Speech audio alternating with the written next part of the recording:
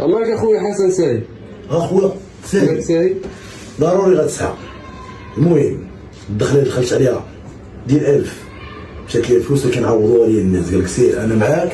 كاينين الناس اخوتي راه في الخفاء تيقول لك تهبط في العام حنا نتعاونوا معاك. دابا السيد خصني ندير ليه 23 مليون. يلاه جمعت ليه 22 مليون. عيطت ليه قال لي اخويا حسن. قلت له شوف راه جمعت لك 22 خاصك مليون.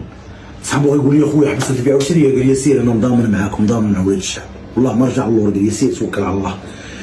قلت له ما غنرجعش اللور. راه ما رجعتش اللور وانا كنت خايف نخلصها من جيبي. وخا يقول لي شي حاجه نخلصها من جيبي ماشي مشكل. خدمت فابور نخدم معاكم فابور مازال اللحم غيطيح. والغنمير غتعلق عندي غدا ولا بعد غدا للكل اللي وليتكم اما 75 اما 70 درهم مليح. صاردي تشوف صاردي براسو وكلشي. الناس اخويا راه ما رجعتش اللور. قال لي سير دفع اللحم ولاد الشعب. غتاكلوا اللحم تبقاو تاكلوا اللحم تيدير الله تا هو الخير.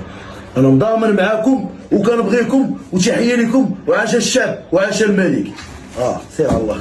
الله يدير الخير.